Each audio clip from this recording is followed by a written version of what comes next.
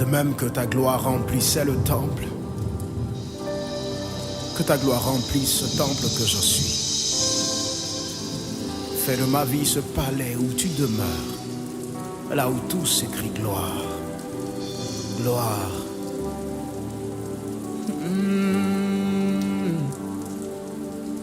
Que ta gloire descende et envahisse ce lieu. Que ta voix résonne pour la liberté. Que les cieux s'ouvrent et que vienne ta pluie. Oh Jésus, nous voulons ton règne. Que ta gloire descende, envahisse ce lieu.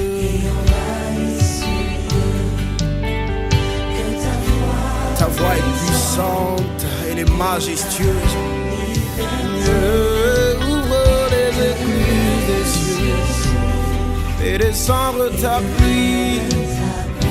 Nous voulons ton règne, fais descendre ton règne, que ton règne vienne. Qu'en ce lieu tout s'écrit gloire, gloire, gloire.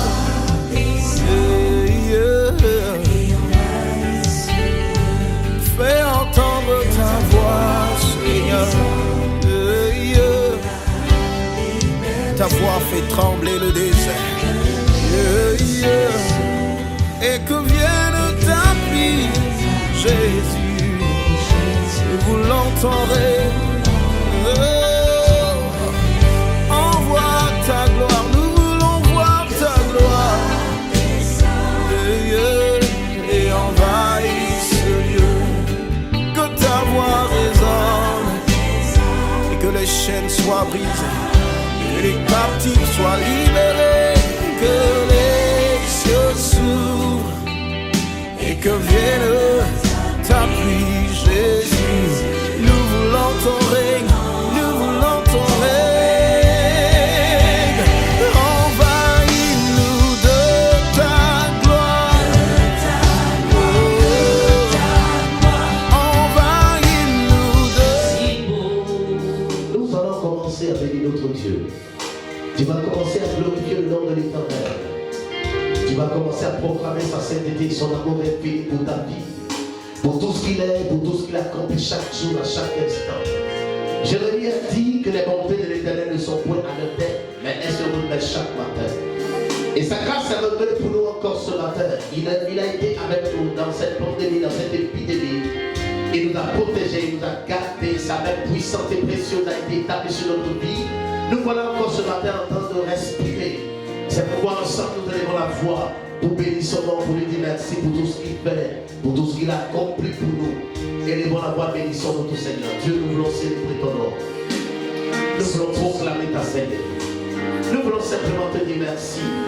Nous voulons être reconnaissants au Dieu de grâce, parce que tu es le Dieu de vie, que le Dieu de force, le puissant et le merveilleux sauveur, celui qui n'abandonne jamais, celui qui ne délaisse jamais. À toi seul la gloire, à toi seul l'honneur, à toi seul l'élévation, à toi seul la puissance, à toi seul le règne. Merci pour ta main puissante et merci pour ton règne. Merci parce que tu nous gardes et tu nous protèges.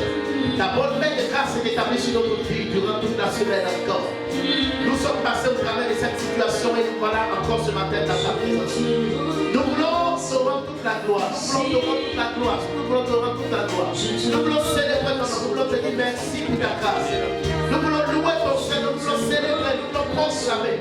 Nous voulons te dire merci pour ta grâce et ton amour infini, Père céleste. Sois béni et sois glorifié encore ce matin. Sois proclamé, sois loué pour tout ce que tu fais, tu continues de faire. Nous célébrons ton nom, nous proclamons, nous te disons merci. Nous te sommes reconnaissants pour ta bonne main de grâce qui sont établis sur notre vie, Père. Oh Dieu est bon, Dieu est vivant, Dieu est puissant, Dieu est précieux. Dieu est glorieux, Dieu est vivant, Dieu est réel. Dieu est commensurable, tu ne changes pas, tu es fort, tu es vivant. Comment ne pas célébrer ton nom? Comment ne pas reconnaître ta bonté? Comment ne pas reconnaître ta gloire? Comment ne pas reconnaître ce que tu es capable de faire? Chaque jour dans notre vie. Merci pour ta bonne main de grâce qui combat quotidiennement pour nous et qui nous a ramenés encore ce matin dans ta présence. Nous voulons te dire merci, nous voulons célébrer, nous voulons te la gloire. Merci Père.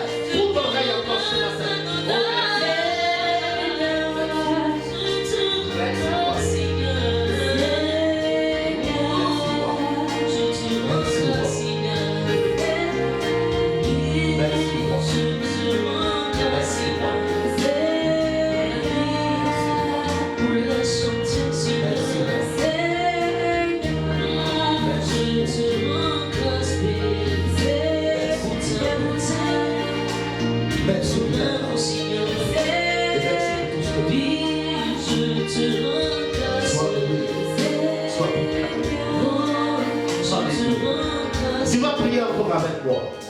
Oh, merci Seigneur. Nous allons implorer la mairie du sang de Christ sur notre vie. Dans la Bible dit que le sang de Jésus-Christ parle mieux que le sang d'Abel. C'est ce sang qui a été appliqué le jour où Dieu voulait apporter la délivrance définitive à son peuple, à la sortie de l'Égypte. Il a demandé à Moïse que chacun de vous entre dans la maison, mais que le sang de l'agneau soit appliqué sur les linteaux des portes. Et que lorsque le sang a été appliqué, afin que le destructeur ne puisse pas entrer chez vous à la maison, nous allons prier et implorer la mairie du sang de Christ sur votre vie, sur votre maison. Que ce sang-là couvre votre vie, votre maison. Non seulement nous nettoie ce matin, que nous soyons dignes de la présence de notre Dieu, afin que Dieu soit manifeste au milieu de nous, mais que ce sang-là s'établisse sur votre vie, qui vous préserve, qui vous protège de ce destructeur qu'on appelle tout simplement Corona, Covid-19. Élevons la voix et implorons la sang de Christ sur nos vies. Oh Dieu de grâce, nous en appelons à toi. La Bible dit que sans le Seigneur, il n'y a pas de pardon des péchés. Que ce sang-là coupe notre vie ce matin. Que ce sang-là nous coupe ce matin. Que ce sang-là nous nettoie ce matin. Que ce sang-là nous purifie ce matin. Que ce sang-là nous lave ce matin. Que ce sang-là nous donne la vie devant toi. Que ce sang-là nous rend juste à tes yeux. Nous rend propre à tes yeux ce matin. Pour la gloire de ton Seigneur, oh Dieu de grâce. Que ce sang-là couvre-nous ce matin. Ça se sent pour la gloire de ton Seigneur. Couvre-nous ce matin. Là, nettoie, sanctifie. Car nous savons ce que nous sommes. Nettoie-nous. Nettoie chaque personne. Nettoie chaque vie maintenant, Père. Mais que cette vérité se sente pour chaque personne. Couvre les vies. Couvre Dieu de grâce. Couvre ces personnes. Pour la gloire de ton Seigneur. Couvre les maisons. Couvre chaque famille. Au nom de Jésus-Christ. Que ces destructeurs ne puissent pas avoir accès à leur vie, ne puissent pas entrer chez eux, Père, pour la gloire de ton Seigneur. Dis-le, Père, ton sang est couvre maintenant, pour chaque famille, pour chaque maison, pour chaque personne, pour chaque âme, pour la gloire de ton Seigneur. Couvre les maisons, couvre les vies, couvre la nation, couvre le peuple tout entier, couvre les nations, Père. Nous implorons les bénédictions de ton sang, tout le monde entier, partout. En Chine, en Italie, en Europe, aux États-Unis, partout, pour le monde reste en train de la pleure, Père. Nous faisons appel au mérite de ton sang maintenant, afin de nettoyer chaque personne, Père.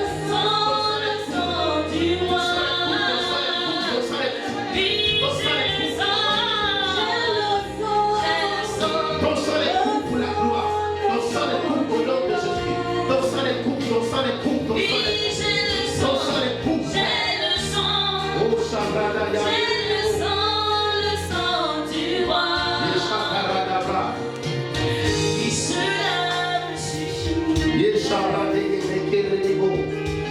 Merci Seigneur. Oh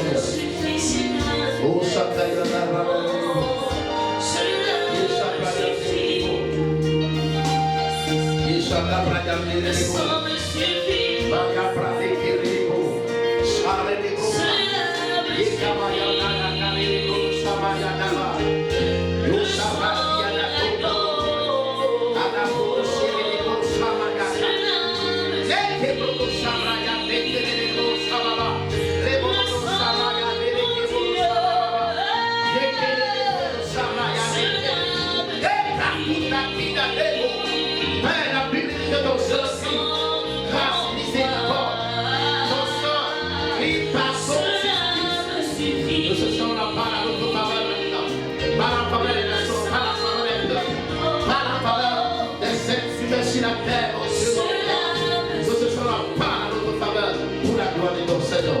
Oh, alléluia. Merci Saint-Esprit de Dieu. Et merci Dieu de grâce. La Bible dit dans Daniel chapitre 2, le verset 21 et le verset 21a, la première phrase. Voici ce que la Bible dit. Il dit ceci: c'est lui qui change les moments et les temps. Les temps, c'est l'association, la somme de toutes les circonstances ou des situations qui arrivent dans la vie d'une personne. Et les circonstances, c'est un événement ponctuel qui arrive dans la vie de quelqu'un. Et nous sommes en train de vivre un événement ponctuel que les hommes ont appelé Corona, mais nous considérons ça comme la manifestation diabolique. Mais la Bible dit, c'est lui qui change les moments, c'est lui qui change les circonstances. Donc il est le maître des temps et des circonstances. Nous devons faire une chose, nous prions, mais c'est Dieu qui change les circonstances. Et vous savez, même si Dieu parle, par moi, Dieu peut parler. Mais la parole de Dieu peut ne pas s'accomplir. Pourquoi? Parce qu'il ne se trouve pas quelqu'un pour prier. Selon Matthieu chapitre 18, il dit, si quelqu'un, si deux d'entre vous s'accordent, si vous liez une chose sur la terre, la chose sera liée dans les cieux. Donc l'action divine commence d'abord sur la terre. Même si Dieu a déclaré une parole, mais s'il se trouve personne pour prier, cette parole ne va pas s'accomplir. C'est vrai qu'on ne peut pas obliger Dieu à faire ce qu'il n'a pas décidé, ce qu'il n'a pas dit. Mais Dieu peut dire une chose, et la chose peut ne pas s'accomplir parce qu'il n'y a personne pour prier. Alors si nous disons que nous voulons plus de coronavirus ici, la Bible sera en train de prier. Dieu va changer cette circonstance. Dieu va transformer cette circonstance. Alors nous nous lèverons comme une seule personne, comme il a dit dans Matthieu 18. Si nous sommes deux, nous demandons quelque chose. Quelque chose que nous demandons. Or, la chose nous sera accordée par notre Père qui est là-haut dans les cieux. Disons à Dieu, accorde ce sang qui s'est répandu sur toute la terre, qu'il rédit le coronavirus maintenant, qu'il rédit ce fléau, qu'il change cette circonstance, qu'il change ce moment, qu'il change ce temps présent, qu'il change cette épidémie, qu'il le rédit maintenant au nom de Jésus-Christ. Et il faut la patrie. Bon sabra.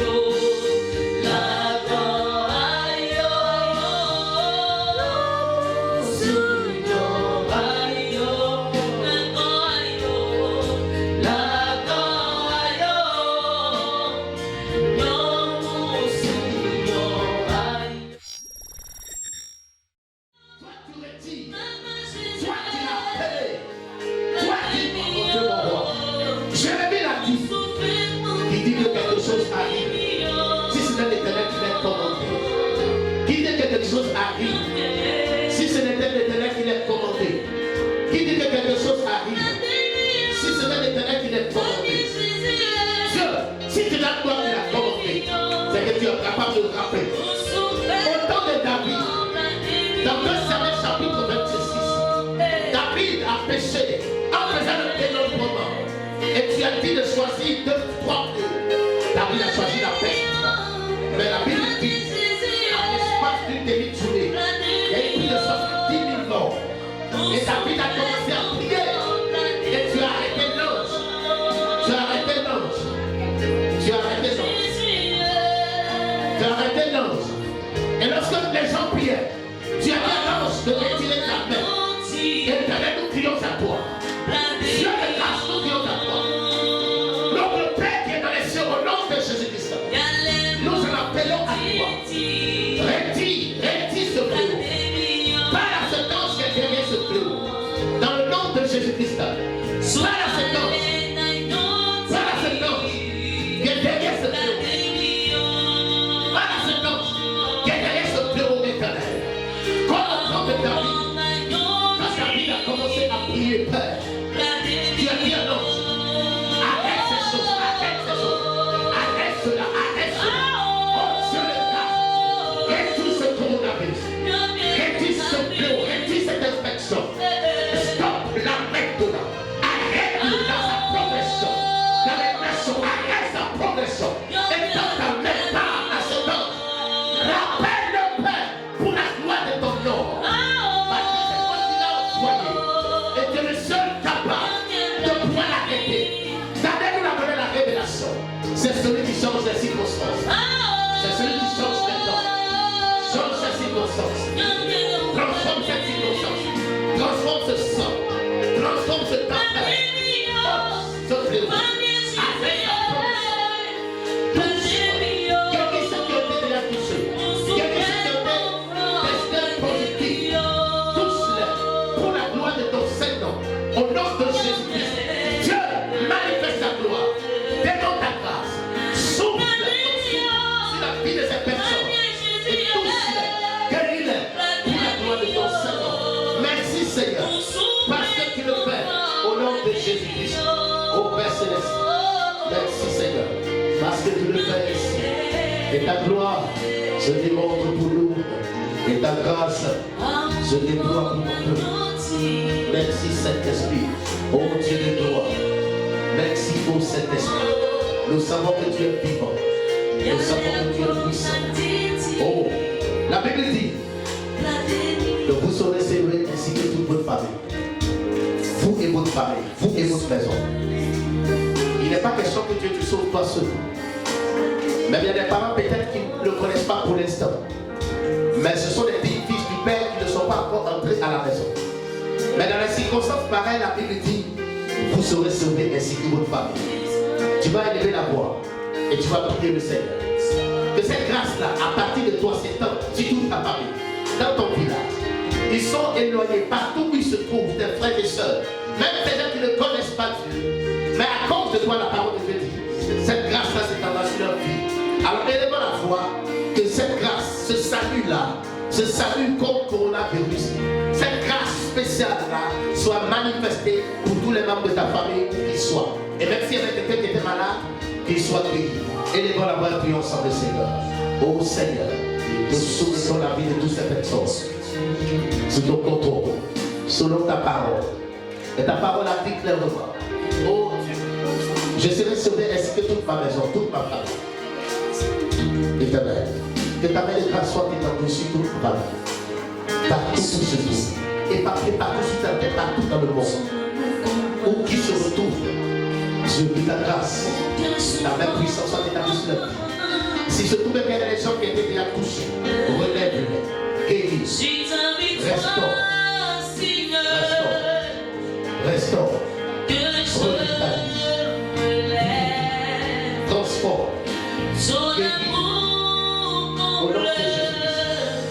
Père, bénis au nom de Jésus-Christ, au nom puissant de Jésus-Christ. Seigneur, dans le nom de Jésus-Christ. Que ta gloire soit démontrée au nom de Jésus-Christ. Dans la vie de personne, ta parole soit découverte.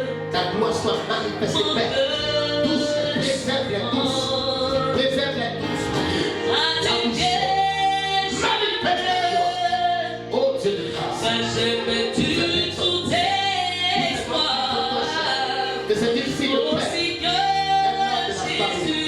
Oh Dieu de gloire. Merci Seigneur. Merci Seigneur. Merci Seigneur. Merci de les préserver. Merci de démontrer ta grâce et ta parole ici. Dans le nom de Jésus. Sois célébré. Sois célébré. Au nom de Jésus. Merci. Merci Seigneur. Merci Seigneur. Oh merci Jésus. Oh merci Lord.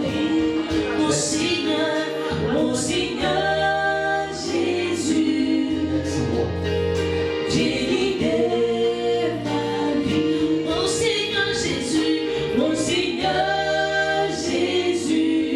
alléluia. Merci.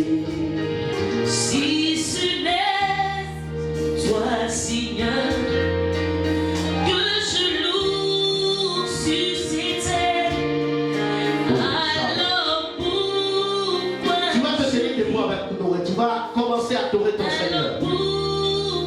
Et vous reconduire dans un temps d'adoration. Oublie les gens de toutes choses. Mais magnifie le nom de ton Père maintenant. Par ses que cantiques. je loue sur ces terres, alors pourquoi je vis, alors Nous élevons nos mains vers toi. Nous élevons nos mains. Nous élevons nos mains. Nous élevons nos mains vers toi. Nous élevons nos cœurs vers toi. Dispose ton cœur. Dis à Jésus-Christ, parle à mon cœur ce matin encore. Fais tomber les écailles de mes yeux, éclaire-moi par ton intelligence, par la puissance du Saint-Esprit. Non seulement d'entendre et de comprendre ta parole. Dieu parle à mon cœur. Lève le voile ce matin. Réponds à des questions que je me pose. Mais Dieu touche-moi ce matin. Parle à mon âme. Nous vivons une situation terrible aujourd'hui. Parle à mon cœur. Réponds à mes questions que je me pose, Seigneur. Conduis-moi ensuite ta voie. Révèle ta volonté ce matin au travers de ton message. Adresse-toi à ma personne, à mon cœur ce matin. Dis-moi un mot, Seigneur. Quand tu parles, l'homme vit. Mais quand tu fermes ta bouche, Seigneur, c'est la désolation la plus totale. Et nous traversons une situation terrible. Seigneur, viens nous parler. Seigneur, parle à mon âme. Parle à mon âme. Parle, Dieu de grâce. Nous élevons nos cœurs. Nous élevons nos cœurs.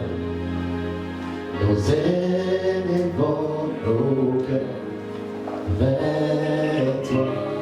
Car tu es Dieu. Tu es Dieu. Dieu, Dieu. Dieu, Dieu. Tu es Dieu. Tu es Dieu. Dieu. Tu es Dieu. Tu es Dieu. Tu es Dieu. Dieu. Dieu qui me connaît. Tu es mon Dieu. Tu es Dieu. Oh, Dieu. Tu es Dieu. Tu es Dieu, mon roi. Tu es Dieu. Dieu. Jésus, tu es Dieu. Tu es Dieu. Tu es le Dieu qui sauve. Dieu. Tu es est Dieu. Sauve-nous ce matin, Seigneur, et apporte ta parole. Donne-nous de la dispenser. Une chose, c'est d'avoir la révélation. Une chose, c'est d'être inspiré pour la communiquer. Avec les mots du Saint-Esprit ce matin, touche les cœurs. Toutes ces personnes qui nous regardent, parle au cœur de ton peuple. Que la gloire te revienne parce que tu agis ainsi. Merci Seigneur pour ta parole. Parce que tu bénis chaque personne. Et ta gloire se démontre pleinement pour leur vie. Au nom de Jésus-Christ. Alléluia.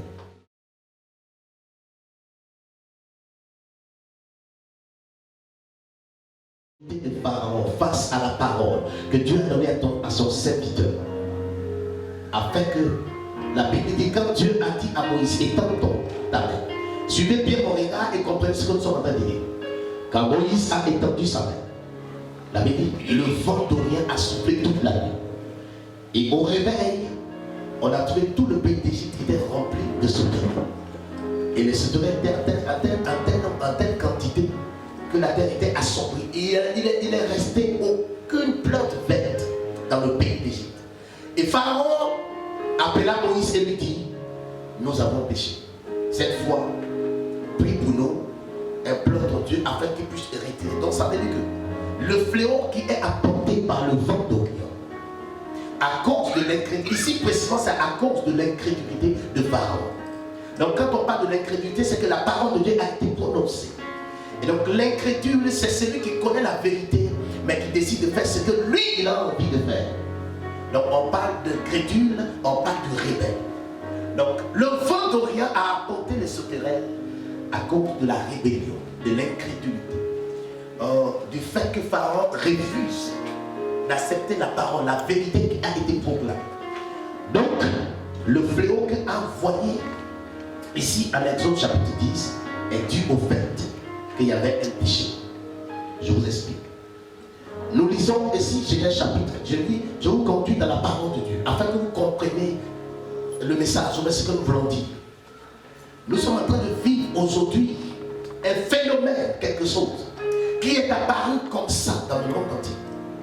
Pourquoi ces choses arrivent? Genèse chapitre 4, 40e plutôt. Dans Genèse chapitre 4, vous connaissez l'histoire de Joseph avec Pharaon. À partir du le verset 6 et le verset 27. Je lis.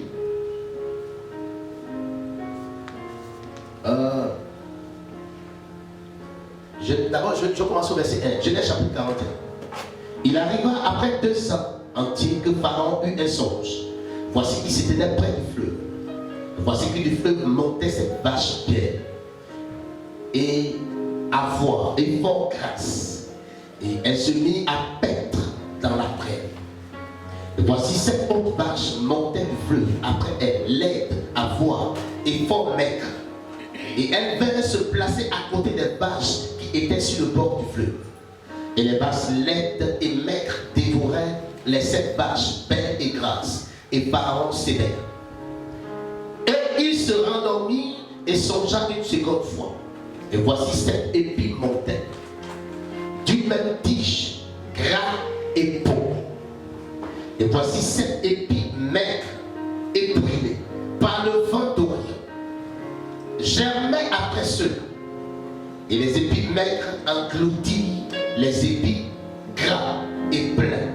Et Pharaon se réveilla. Voici, c'était un songe. Verset 40, verset 27. Vous connaissez bien l'histoire, je lis une partie, une portion que vous comprenez. Verset 27, voici ce qui est écrit. C'est Joseph maintenant qui explique le songe que Pharaon a eu à Pharaon.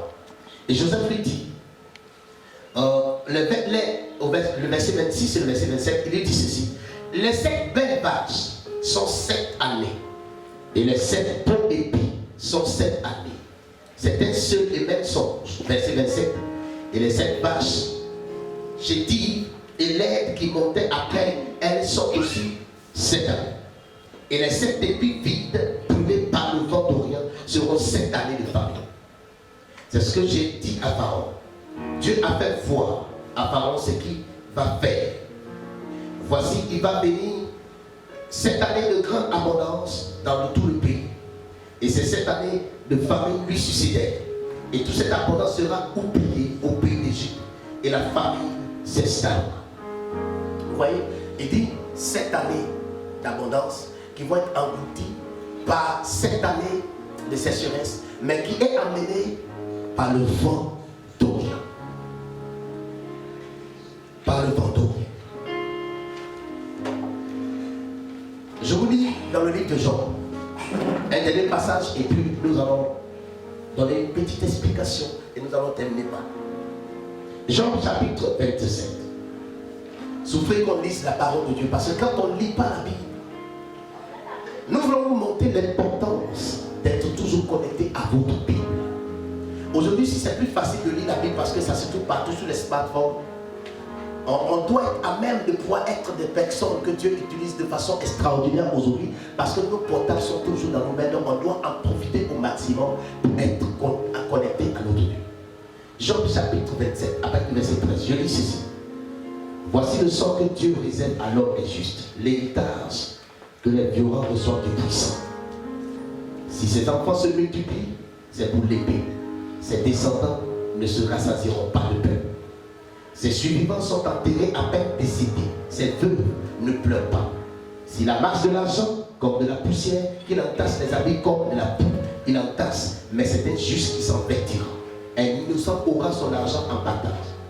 La maison qu'il a bâtie est comme celle de la terre, comme la cabane qui fait un gardien. Riche, il se couche, il ne se relèvera pas. Il ouvre les yeux, il n'est plus. Les angoisses l'atteignent comme les flots, la nuit, la tempête l'enlève. Le vent de l'Orient l'emporte, il s'en va, le vent l'arrache loin de son pied. Le vent de l'Orient. Alors quand nous regardons les versets bibliques que nous venons de dire, ce que nous remarquons, en fait, le vent d'Orient, de façon physique, c'est un élément naturel. Tout ce que Dieu utilise sur la terre ici pour apporter un jugement, ce sont des éléments naturels qui existent déjà et qui sont connus, que Dieu avait créés. Mais le but pour lequel Dieu avait créé à l'origine, selon Somme chapitre 8, il a dit, j'ai fait toutes choses et je les ai mis à votre disposition pour que ces choses participent à notre règne et à notre gloire sur la terre des hommes.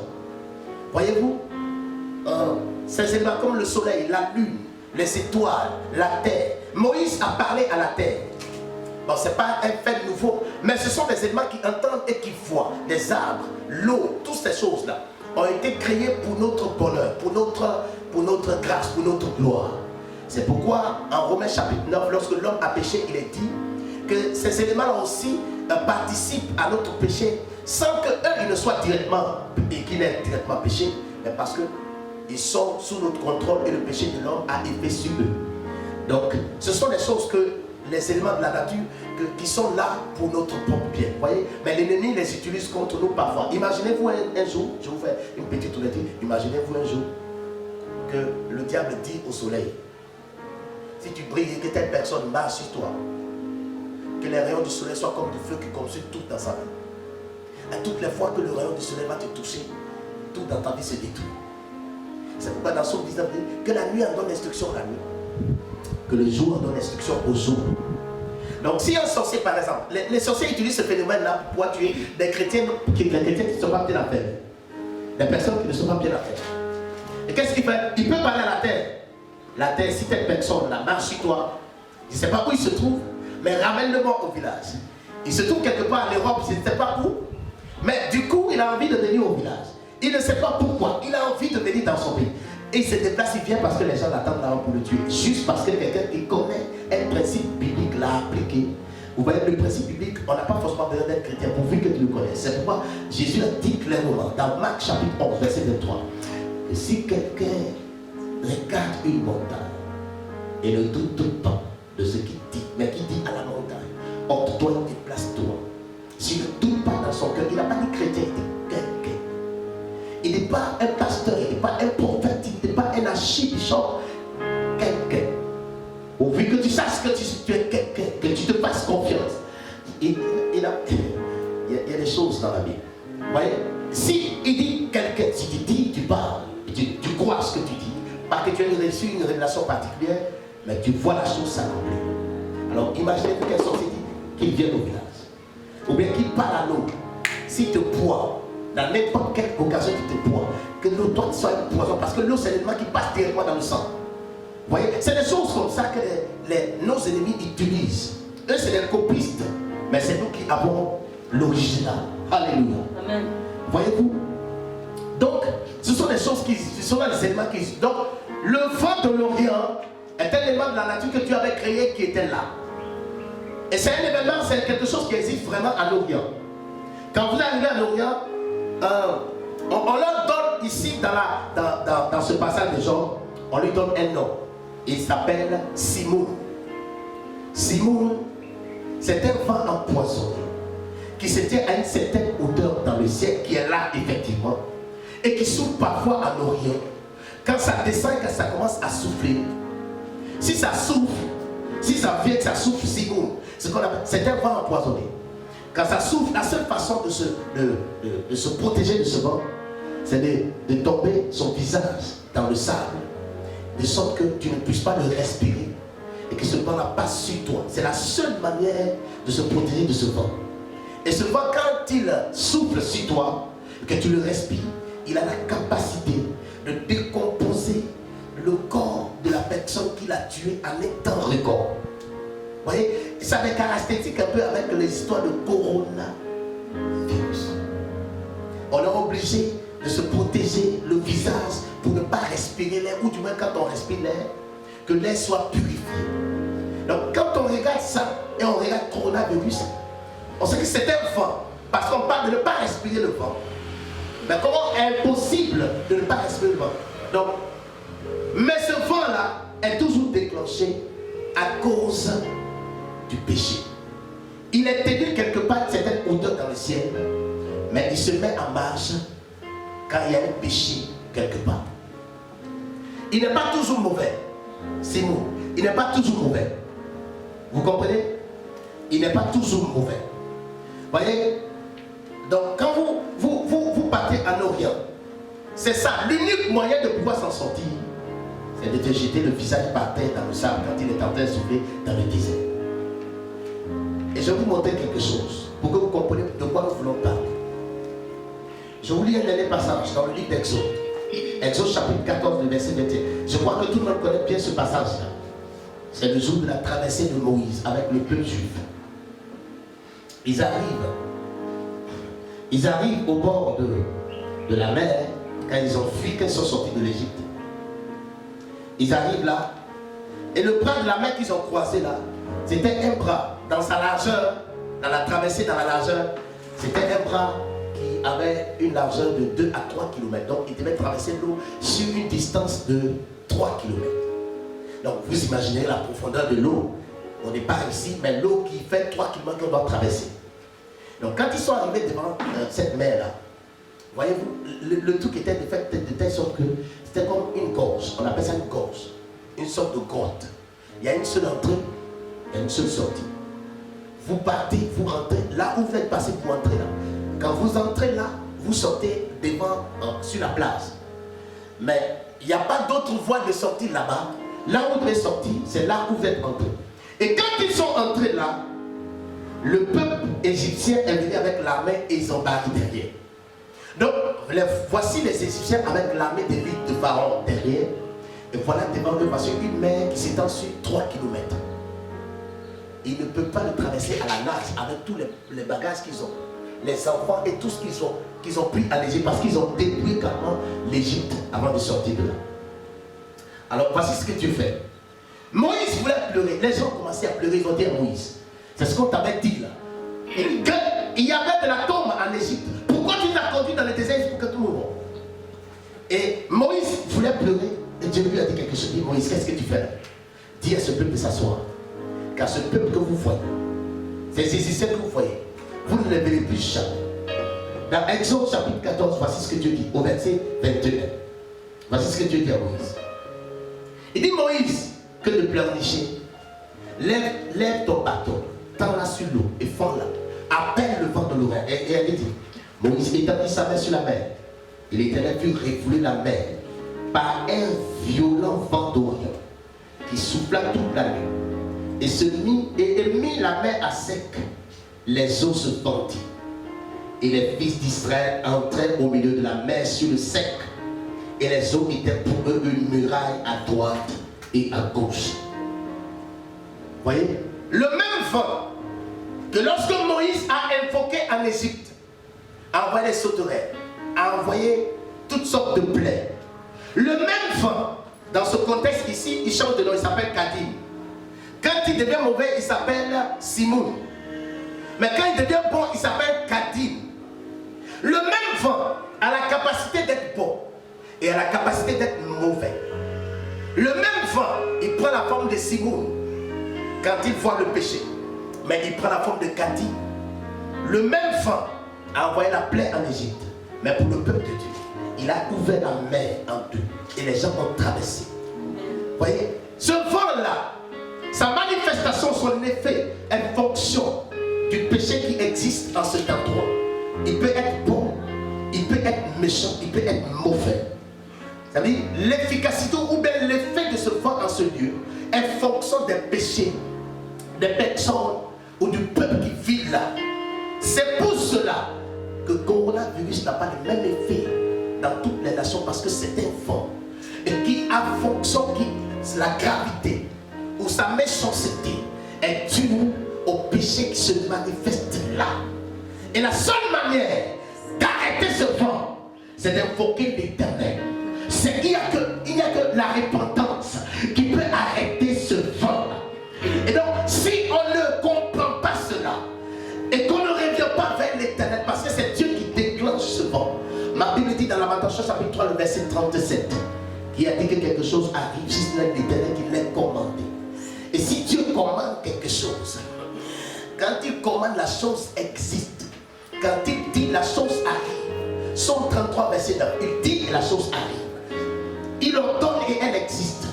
La Bible dit, quand Dieu parle, qui osera dire le contraire? Quand Dieu ferme une porte, qui ouvrira cette porte? Quand Dieu ouvre une porte, qui pourra la fermer? C'est Dieu qui a fait venir Simon. Mais personne ne pourra faire partir ce vent. C'est celui qui l'a fait venir, c'est celui qui va lui dire de partir. Ce vent-là a déjà soufflé dans la Bible. Je vous explique, je ne vais pas monter tous les versets bibliques. Mais il y a quelque chose qui s'est passé avec le roi David. Voilà un roi qui a vécu pendant un certain temps. Il a commencé à atteindre une certaine gloire, une certaine élévation. Il était assis tranquillement, maintenant qu'il est assis dans la gloire. Et se permet de faire le dénombrement du peuple des Juifs. Dans 2 Samuel chapitre 26, il fait le dénombrement. Et le dénombrement, quand il a fait de faire le dénombrement, la Bible dit, l'Éternel s'est fâché contre David. L'Éternel dit à David, parce que tu as fait le dénombrement, tu as vu que tu as une grande armée. Maintenant, David doit mettre ta foi en une grande armée, que de mettre ta foi en l'Éternel qui l'a positionné. Dieu lui a dit, quand tu étais un petit homme, où ton papa t'a rejeté, quand j'envoie le prophète Samuel dans ta famille, je l'ai envoyé pour aller choisir un roi. Ton papa ne te compte pas parmi ses enfants. Parce qu'il avait défilé ceux qui considèrent comme ses propres enfants. Mais David n'était pas parmi les personnes qu'il a présentées au prophète Samuel qui est arrivé. Et le prophète Samuel était obligé. Dieu était obligé de donner notre révélation. Pour dire non, ce n'est pas ce genre. Parce qu'il a vu ses grands frères qui étaient d'une haute taille, beaux, bien bâtis. Et Dieu a dit au prophète Samuel, tu es prophète, tu es le voyant extraordinaire. Mais tu as tapé pour tout cette fois-ci parce que ce que tu vois, moi je ne regarde pas à l'œil, je ne regarde pas ce qui frappe à l'œil, je regarde au cœur. Ils sont beaux, mais ils ont un filet cœur. Je connais celui-là, lui il n'est pas beau, mais son cœur est chaud. Il n'est pas parmi eux, c'est vrai qu'il a enfant ce monsieur, mais le monsieur ne le considère pas comme son propre enfant. Il y a des personnes comme ça dans les familles, que même les parents de la famille ne les considèrent pas, ne les respectent pas, on ne les compte pas. Quand on parle de quelque chose, quand on dit quand on parle des choses qui doivent exister dans la famille, on ne les appelle pas parce qu'on ne les compte pas. On ne compte pas sur toi. Quand on ne compte pas sur toi, l'Éternel compte sur toi. Quand on ne te voit pas, c'est là que Dieu te voit. Quand on ne te considère pas, c'est là que Dieu te considère. Et Dieu a choisi David comme roi. Et Dieu dit à David, tu étais derrière les moutons, personne ne te voyait. Moi je t'ai choisi derrière les moutons. Ce n'est pas aujourd'hui que je te connais. Et quand tu étais derrière les moutons, tu me faisais confiance. Ce qui t'a amené jusqu'au trône aujourd'hui, c'est ta confiance en ma personne. Tu ne croyais pas à une armée puissante. Tu n'avais pas une armée puissante pour devenir roi. C'est ta foi en moi. C'est moi qui t'ai propulsé. C'est ta foi en moi qui t'a donné. Vous savez pourquoi David a tué comment on appelle ça, Goliath? Il y a eu un combat. Les gens disent David. Non, David a tué Goliath pas parce que David était en train de tuer les ours et les ceci là. Il a dit ça. Généralement quand on prêche, on dit David dit, quand j'étais en brousse là-bas, en train de surveiller les moutons, si un lion venait ou bien une ours arrivait, qui prenait un de ses brebis, je courais derrière lui. C'est vrai, il a fait. Mais pourquoi David a tué Goliath?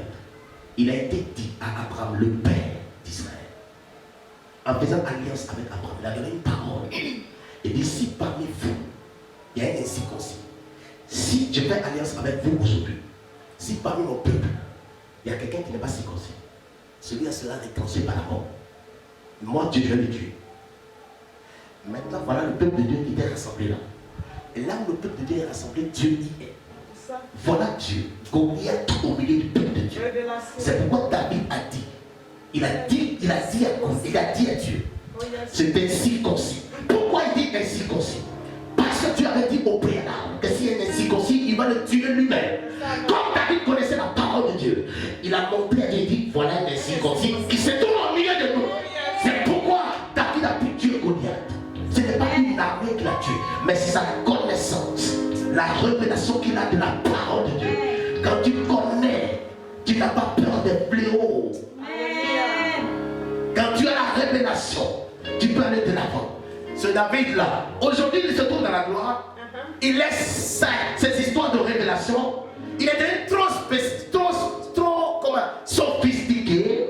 C'est le monsieur maintenant qui porte des robes en soie. Il ne connaissait pas, ça lui est monté à la tête. Un fils de paysan qui ne sait pas qu'il était un fils de paysan qui a oublié d'où il vient. Il s'assoit sur le trône et il dit la joie. Faites-moi le dénombrement. Quand ils ont compté le nombre de personnes, il a commencé à se gonfler. Et Dieu a dit, tu as péché. Maintenant tu ne comptes pas sur moi, tu comptes sur les gens. Dieu dit choisis. Dieu te fait avec 3 fléaux, choisis. Dans les 3 fléaux, David a choisi la peste. Et la peste devait durer 3 jours. Parce qu'on a dit, 2 semaines tu as fui devant tes ennemis. Il dit non. 2 semaines devant mes ennemis, mais j'ai fait tellement de guerre, ils vont me tuer. Mais Dieu a choisi seulement 3 jours de fléau. En 3 jours, lui pour lui, 1, 2, 3, ça finit vite. Donc 3 jours, le fléau est parti. Donc le fléau s'est éclaté au point de départ de Canaan. Depuis à la sortie de Jourdain. C'est là-bas que le fléau a commencé. À moins d'un jour, jusqu'à arrive à midi, le fléau était à la porte de Jérusalem, la capitale de tout le territoire juif. Et le fléau avait fait 7000 morts. Ça n'a pas encore fait un jour. Une demi-journée. Regardez ce que Simon, ou ce qu'on appelle coronavirus, est en train de faire aujourd'hui. 7000 morts. À une demi-journée. 7000 morts. Et David et tout son peuple ont commencé à crier à Dieu. Quoi? Faut-il que tout le monde disparaisse pour que Dieu intervienne? C'est quand David a déchiré son habit. Il est tombé par terre avec ses responsables, son conseil. Ils ont commencé à implorer la grâce de Dieu. L'Éternel a crié, il a parlé à l'ange. Pendant que son épée était pointée maintenant vers Jérusalem, Dieu lui a dit, arrête. Rédite ta paix. Mets ton épée dans le four. C'est en cela que le fléau s'est arrêté. C'est parce que les hommes sont revenus à leur Dieu. C'est là qu'il a arrêté Simon. Comment je l'appelle? C'est un vent naturel qui se tient à un hauteur et qui est là dans l'espace et qui souffle de temps en temps. Mais quand il arrive, son effet est fonction des péchés en celui. C'est un vent qui peut être bénéfique pour des gens qui sont en accord avec la parole de Dieu. Yes. Mais c'est un vent qui peut être destructeur. Vous savez, ce vent-là existe dans la Bible. Quand Dieu voulait tuer en Égypte, il a dit à Moïse, Moïse, il faut rentrer dedans. La seule manière d'être préservé de ces juifs-là qui étaient en Égypte à cette période-là, la seule façon d'être préservé, c'est que leur maison soit couverte par le sang de Jésus-Christ, par le sang de l'agneau. Ils ont tenu, ils ont gardé la vie. Pourquoi? Parce que le sang était sur les linteaux de leur porte. Simon, qu'on appelle l'ange de la mort, Exode chapitre 4, avec le destructeur. Les péchés qui se trouvaient en Égypte, il est descendu. Son effet en Égypte était fonction du péché de Pharaon. Il peut devenir captif pour toi. Quand l'a ouvert la mer et le peuple juif a traversé pour partir vers Canaan. Peut-être il y a un obstacle devant toi, toi qui es en accord avec la parole de Dieu. Pendant que ce vent était en train de gorger des gens en Égypte, ce même vent a ouvert la voie au peuple de Dieu pour qu'ils puissent entrer dans leur destinée. Vous pouvez être dans le même pays, dans la même maison, dans la même nation, mais le même vent aura effet différent sur votre vie, mais cela est fonction de ta connexion avec ton Dieu. C'est la seule chose qui peut nous sauver. Je vous dis une chose, c'est pas le nouveau coronavirus. C'est des choses qui ont existé déjà dans la Bible. Voyez-vous, revenez dans Genèse chapitre 6. La Bible dit que les hommes, le péché était, ça a commencé par le mariage monstrueux. Le déluge qui est venu sur la terre, ce qui a envoyé le déluge, la goutte d'eau qui a déposé de base, c'était des mariages monstrueux. La Bible dit, les fils de Dieu ont trouvé que les filles des hommes étaient très belles. Donc le problème qui a envoyé le déluge, c'était la beauté. Beauté jolie. Les filles étaient très jolies. Bon, je ne sais pas si c'était les anges déchus ou bien c'est les anges qui sont restés fidèles à Dieu. Mais si c'est les anges qui sont restés fidèles à Dieu, dès l'instant qu'ils sont venus se marier avec des hommes, ils sont déchus. C'est les anges déchus. Ok. Donc ces anges-là ont vu les filles des hommes. Ma Bible dit dans Hébreux chapitre 1, verset 13 à 14, ce sont des esprits puissants qui sont au service de l'homme, de ceux qui ont hérité la foi. Donc un homme ne peut pas se marier avec des esprits. Mais comment ça se fait que les esprits sont mariés avec des hommes? C'est là qu'est venu les histoires de mariage, mari de nuit, mari des eaux. C'est l'origine ça. Alors comment ça s'est passé? C'est qu'il y avait cette époque des gens qui cherchaient la gloire, des gens qui voulaient une certaine dimension de grâce, des gens qui cherchaient le succès, mais qui cherchaient le succès en dehors de Dieu. Donc ils sont mis en contact avec ces anges-là. Et ces anges-là leur ont promis de leur donner un certain pouvoir, certaines richesses, mais à une seule condition, qu'ils possèdent leur corps afin de faire ce qu'eux ils ont envie de faire. Et les hommes ont accepté. Ils ont lié contact, connexion avec ces anges-là. Et quand ils sont mis en contact avec ces anges-là, ce sont les hommes-là qui sont mariés. Quand tu regardes dans l'apparence, c'est un homme qui se marie avec une autre fille. Mais sur le plan spirituel, ce sont ces esprits-là qui étaient contenus dans ces gens-là, qui, en tant qu'esprit, ne pouvaient pas sans un corps pouvoir manifester leur désir et tout cela. Ils avaient besoin d'un corps pour pouvoir faire usage ou bien mettre leur plan en exécution. C'est là la raison de la possession démoniaque. Ils ont besoin d'un corps. Même Dieu a besoin du corps de leur pouvoir se manifester. Et la seule chose que Dieu utilise pour venir sur la terre, c'est notre corps. Vous voyez, c'est pourquoi la Bible dit le corps de l'homme est tellement important pour lequel Jésus-Christ est mort. Parce que s'il n'y a pas le corps de l'homme, Dieu ne viendra pas sur la terre. Il faut conserver son corps dans la pureté, dans la sainteté. Et il dit le seul péché qui souille le corps, c'est le péché sexuel. La pornographie, la masturbation, comment dire, l'impudicité, l'adultère. Ce sont ces péchés qui souillent le corps. L'homosexualité, la lélesse, tout ce que vous connaissez, tout la live, comment des gens, des garçons, ils sont des fois, leur bouche là, même pour eux, d'autres, mais se profilent, leur parle partout, en train de s'embrasser, et puis vous ne voulez pas qu'il y ait coronavirus. C'est pourquoi dans les zones où il y a tout ça, coronavirus va détruire tout cela, il va les décider. La seule manière que coronavirus cesse, ils n'ont qu'à trouver un médicament, ils n'ont qu'à injecter les gens. Mais c'est un vent, on respire. C'est un vent qui se tient là-haut, qui souffle, met piqûre dans ton corps, tu vas respirer.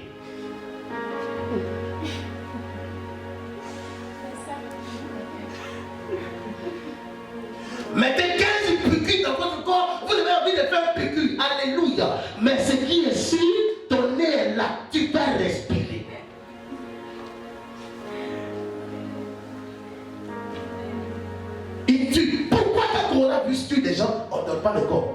Parce qu'en réalité, moi je me dis que le corps est décomposé. On se voit à la capacité de décomposer le corps. Alors donc, je reviens. Les gens là, on signe des pactes avec des dieux.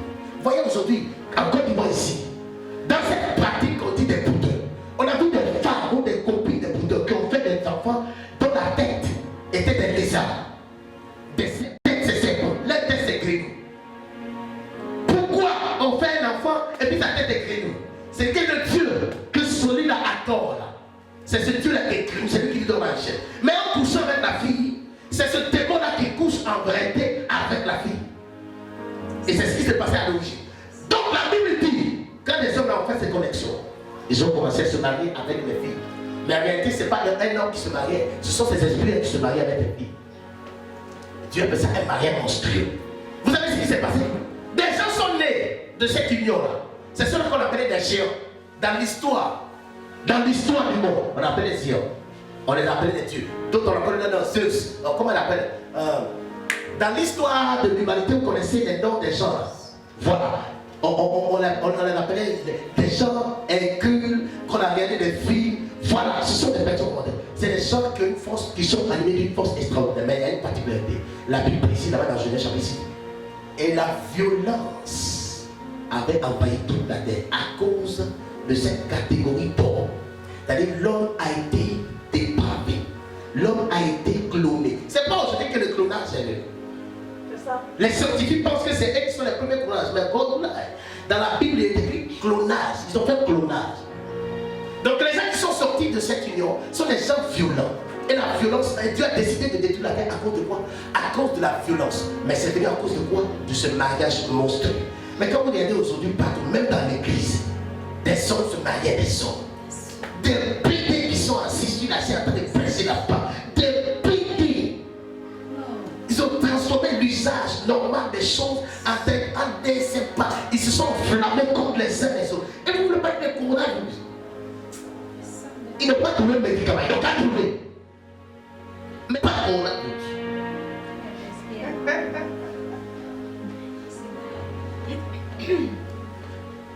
Le fait, et vous savez qu'est-ce qui s'est passé?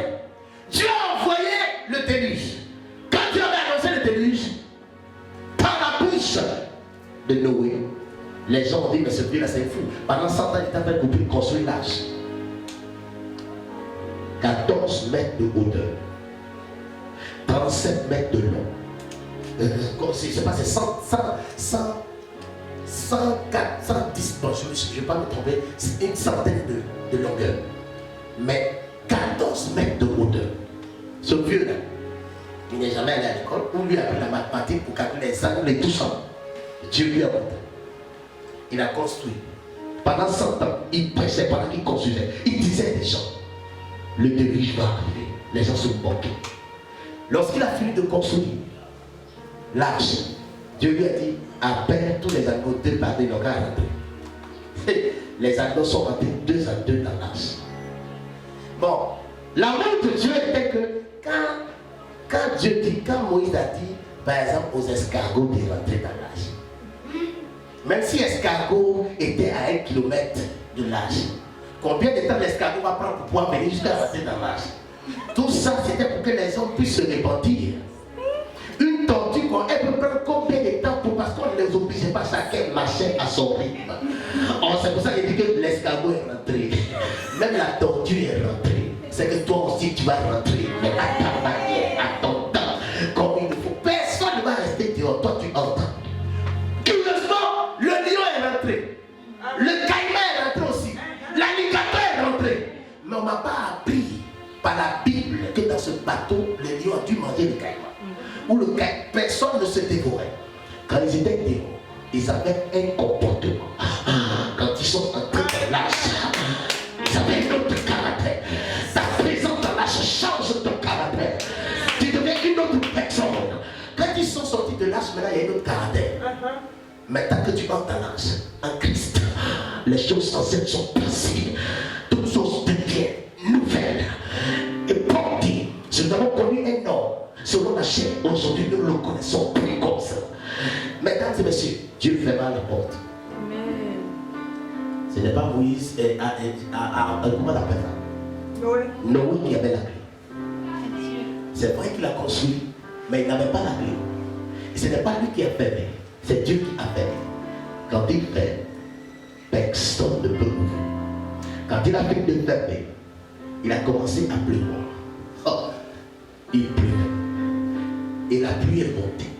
L'eau a commencé, l'eau du déluge a commencé à monter sur la terre. Au point que toute la terre a commencé à être petite. Mesdames et messieurs, quand des gens impies qui ont refusé d'écouter la voix de l'Éternel, qui ont refusé d'écouter la parole de Dieu, l'eau du déluge, l'eau du jugement, comme ce qu'on a aujourd'hui, Simon, ou coronavirus, pendant que l'eau a été en train de tuer les gens dehors, cette même eau était en train de monter large vers le sommet, vers l'Éternel, vers le ciel. Pendant que l'eau là était en train de détruire la terre, cette eau là, Moïse, Aaron et tous ceux qui étaient contenus dans l'âge étaient en sécurité sur la même eau.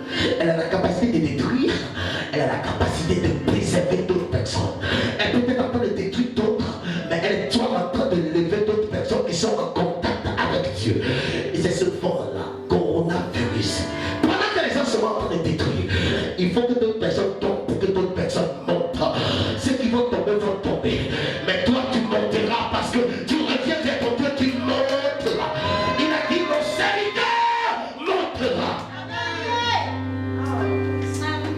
Amen. Il a été un objet de terreur, de propre. On t'a insulté. Quand on se moquait de toi, quand tu as donné ta vie à Jésus-Christ, les gens se moquaient de toi dans le quartier. Les gens disaient, tu vas devenir quoi? Depuis du prix, là, on ne le voit pas. Vous ne pouvez pas laisser passer votre temps à prier. Comme si quand on devient chrétien, ça veut dire qu'on n'a plus de cerveau, on n'a plus d'intelligence, on n'a plus partir à l'école. Non, c'est parce que je prêche, mais j'ai mes activités. Je fais ce que j'ai à faire parce que tu as travaillé, moi aussi je travaille. Mais si moi je peux travailler, puis je vais me mettre là, te prêcher la parole, ça veut dire que je suis deux fois plus intelligent que toi. Parce que je fais deux choses que toi tu ne peux pas faire. Le travail que tu fais, je le fais parce que j'ai son diplôme. Mais le travail spirituel que je fais, tu ne peux pas le faire parce que tu n'as pas. Oh yes. Amen. Yeah.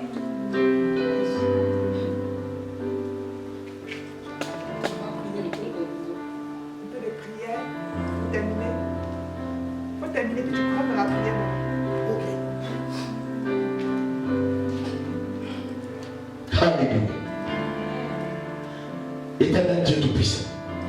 Alors là où vous êtes, si vous avez entendu le message, ce qu'on appelle être en votre faveur, à condition que vous vous arrangez, votre connexion avec Dieu change, vous révélez votre Père, il deviendra captif pour vous.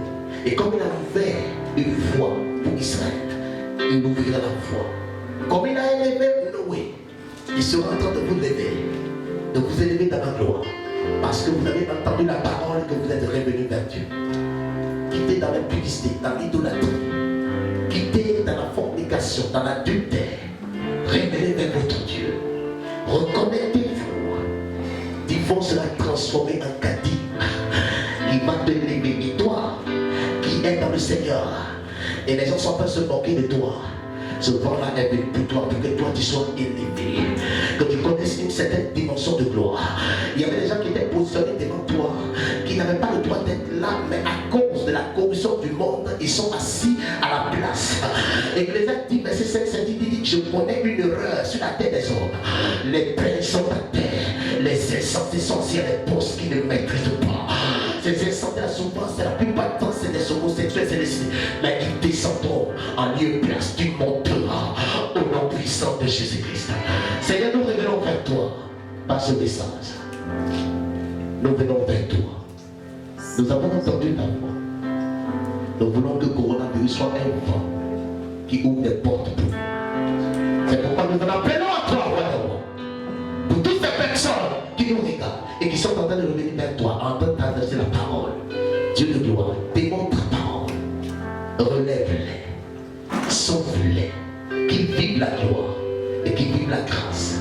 Ta bénédiction rentre au nom puissant de Jésus qui dans leur vie. Seigneur, touche-les, relève-les, fais-les expérimenter ton amour et ta bonté parce que Dieu est Dieu lent, et gracieux, miséricorde et riche en bonté. Que cette bonté se manifeste pour tes enfants maintenant, pour la gloire de ton Seigneur. au nom puissant de Jésus-Christ. Que la gloire te revienne. Et que tous ceux-ci, toutes ces personnes qui entendent, que nous reçoivent et qui sont accordés avec nous selon cette parole, connaissent la protection, l'élévation dans cette période difficile. Au nom puissant de Jésus, nom béni. Amen. Que la gloire revienne à notre Seigneur Jésus-Christ. En accord avec le média 16-15, sont eux qui sont là pour, à cause de cette grâce avec que vous êtes en train de voir, nous bénissons cette structure de communication. Que la grâce de Dieu soit manifestée pleinement pour média 16-15 et que ce ministère a aussi grandi et a jusqu'aux extrémités de la terre. Et pour toutes les personnes qui nous recevez, vous avez des programmes, vous avez toutes sortes de programmes, mariage, anniversaire, baptême et tout ça pour vos églises. Je crois que quand vous verrez notre image, et vous voyez déjà le travail qui est en train de faire sur les pages Facebook, sur YouTube, vous n'aurez pas besoin de chercher loin. Média 16-15 est là pour vous. Que Dieu vous bénisse. Amen.